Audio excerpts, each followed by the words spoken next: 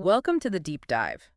Today, we're taking a really interesting look at a specific, very high-profile approach to negotiation. We've got the books, the statements, the diplomatic analyses. Yeah, and we're running it all through a framework to really understand the mechanics. We're focusing on Donald J. Trump's negotiation style. Right, so think the art of the deal, public comments, but also, major diplomatic moves like the North Korea talks. Exactly. And the core idea, distilled from all this material, isn't just about personality.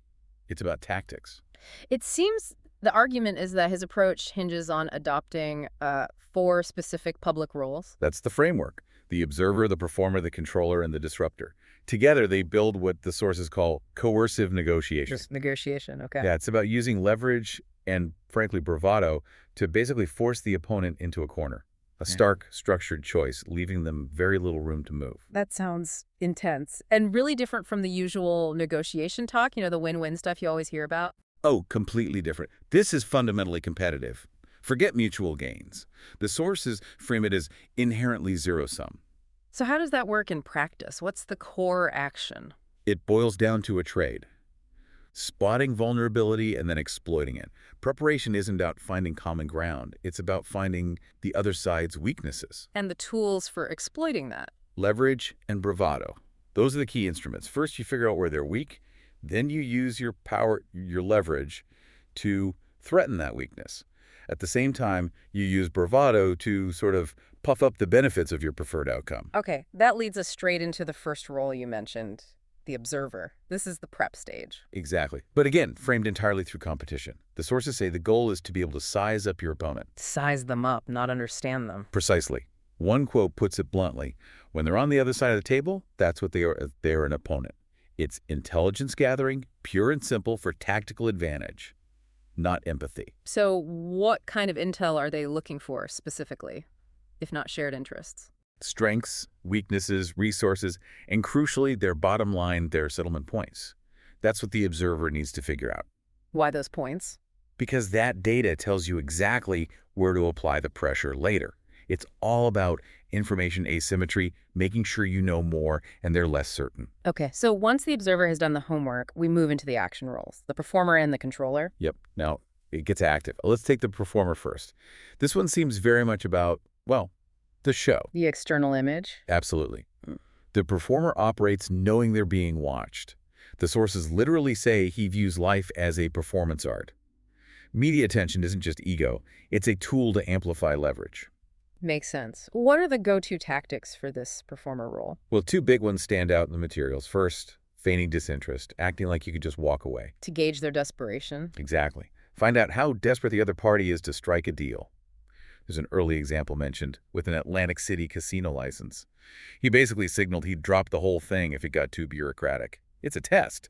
Okay, and the second one, the classic tactic. Anchoring high, like impossibly high, aiming for the absolute maximum right out of the gate. Give me an example. He talks about asking New York City for an unprecedented tax abatement. The thinking was, even if they knock it down, what's left will still be huge. Yeah. You set the starting point way, way out there. A classic performer move, setting the boundaries way beyond expectations. Definitely. All right, so from the external show of the performer, let's shift to the internal mechanics, the controller role. This sounds like it's all about command structure. Total control. Decision-making, information flow, everything runs top-down. The philosophy is explicit. Leadership is not a group effort. Power comes from being the single point of focus, the one who decides. I get the control aspect, but that sounds risky too. Doesn't bypassing all those checks and balances, those 7 layers of executives he mentions, increase the chance of mistakes? It does, but within this framework, speed is a weapon. It's leverage. The sources suggest the goal isn't always long-term perfection. It's about gaining immediate tactical advantage. How so? By having decisions funneled directly to the top, the controller can act incredibly fast. Lock down a deal before a slower competitor or government agency even figures out what's happening. It's about seizing opportunities others are too bureaucratic to grab. And this control preference extends to how negotiations are set up, like preferring one-on-one deals. Strongly. Bilateral over multilateral, absolutely. Yeah. Because in a one-on-one, you always hold the ultimate trump card. You can just walk away, terminate the deal. Ah, I see. In a big group negotiation, a mosh pit, as the source puts it, you lose that clean exit. That compromises the controller's core leverage. Okay, that makes sense. Which perfectly sets up the final role, the disruptor. This is where the unpredictability comes in. Bingo. The disruptor is all about instinct, action, and being willing to take risks, ready to fight back hard if they feel slighted. Even if it's costly. Especially if it's costly. Ugh. The idea is if you feel you're getting screwed, you fight back disproportionately. The advice cited is, if someone hits you, hit him back 5 times harder. Wow, why so aggressive? Reputation management. It leaves a telltale sign for everyone else watching. Don't mess with this person. It's deterrence through sheer force of reaction. And the disruptor also plays games with information, right? Minimizing surprises for themselves, but maximizing confusion for the other side. That's central to the disruptor's power. Keep them guessing. Never let anyone know exactly where you're coming from.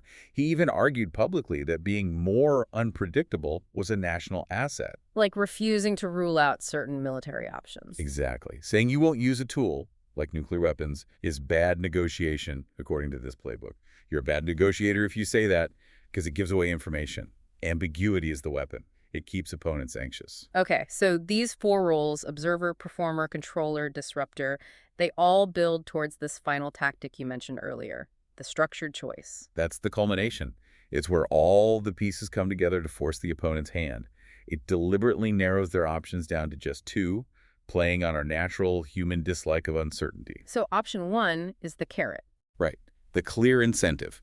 Accept the deal being offered. The performer makes it sound great, and the observer has ensured it targets a known vulnerability of the opponent.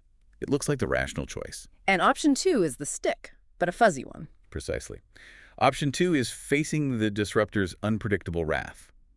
There's an implied threat of significant adverse consequences, but it's deliberately kept vague and scary. So you contrast a clear, attractive offer with a potentially disastrous but undefined threat. Yeah, and psychological studies suggest people often prefer a known negative outcome to a highly uncertain, potentially catastrophic one. So by making option 1 clear and option 2 terrifyingly ambiguous, you push them towards option 1. We saw this in politics, right? The example with Paul Ryan. Yes, telling him he'd have to pay a big price if they didn't get along. It's vague but menacing. Classic disruptor threat backing up the controller's demand. There was also that interesting tactic mentioned using generosity as leverage, the uninvited gift. How does that fit?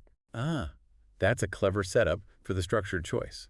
You give someone something valuable unexpectedly, like supposedly exclusive information to a reporter. To make them feel indebted. Exactly. It creates a feeling of obligation, a moral debt. Then, later, the structured choice appears. Demonstrate loyalty, option 1. Pay back the debt by doing what's asked. Or face the disruptor's anger for being disloyal, option 2. The vague threat. The gift becomes a trap. Fascinating. Okay, let's shift this whole framework onto the world stage. How did these roles play out in, say, the nuclear talks with North Korea's Kim Jong-un? Oh, it was quite visible. You saw the observer and controller in the push for that one-on-one meeting. Trump was reportedly impatient, believing only a face-to-face would let him truly size up Kim Jong, bypassing the usual multilateral channels. That's pure controller. And he even said the relationship was more important than the deal itself. He did. He stated that getting a good relationship with Kim Jong-un mattered more than the actual signed document, which again points to the controller wanting that direct line, that personal leverage. And the performer was certainly there with the whole walkaway drama. Absolutely. The performer side claimed he'd know if a deal was possible in the first several seconds. And then the actual cancellation of the first summit in May 2018, that felt like a choreographed disruptor move. How so? The cancellation letter itself was performative. It stressed that North Korea needed the meeting more, flexing leverage. But crucially, it also left the door open for the meeting to happen later. A threat, but also keeping the controller's direct channel available. Classic disruptor ambiguity mixed with controller pragmatism. And then the structured choice tactic during the actual Singapore summit, that promotional film, that was something else. That was probably the clearest example. Showing Kim that film presented an incredibly stark binary choice. Option 1, shiny, prosperous future North Korea, a great life. Right. Glamorous visuals, economic success, then bam. Abrupt cut to images of nuclear explosions, devastation, isolation, option 2. And the narration literally spelled it out. Explicitly. There can only be 2 results, one of moving back or one of moving forward. It doesn't get much more structured than that. Coercion 101. Visually presented. All backed up by the disruptor's earlier threats. Exactly. The fire and fury comments, The vague warnings about U.S. nuclear power, so massive, I pray to God they will never have to be used. That ambiguity makes the moving back option seem terrifyingly real. It creates the pressure needed for the structured choice to work. It's a compelling framework. But we have to address the elephant in the room, the sources themselves, particularly the art of the deal.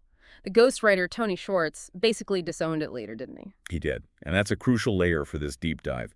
Schwartz very publicly expressed regret, saying he essentially created a character far more winning than Trump actually is. He felt he'd sold out. Which obviously casts doubt on how much of the book reflects reality versus, well, performance.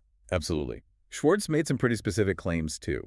He said the book's concept of truthful hyperbole was really just, in his words, a lie, but who cares? Ouch. And he doubted the whole diligent observer premise, too. Yeah, he famously stated he seriously doubted that Trump has ever read a book straight through in his adult life, which suggests maybe the observer intelligence gathering relies more on briefings and gut instinct than deep study. Okay, so if the playbook's own author says it's partly fiction, how do the analysts using this framework deal with that? How reliable is this model? It's a fair question. The academic take seems to be pragmatic. They acknowledge the need for caution, given Schwartz's statements, but they also point out that the public behavioral patterns, the performer's need for attention, the disruptor's aggressive responses, these have been remarkably consistent for decades, long before and after the book. So the pattern is real, even if the origin story in the book is embellished. That seems to be the approach. Treat the behavior seriously, even if you don't take every anecdote in the book literally.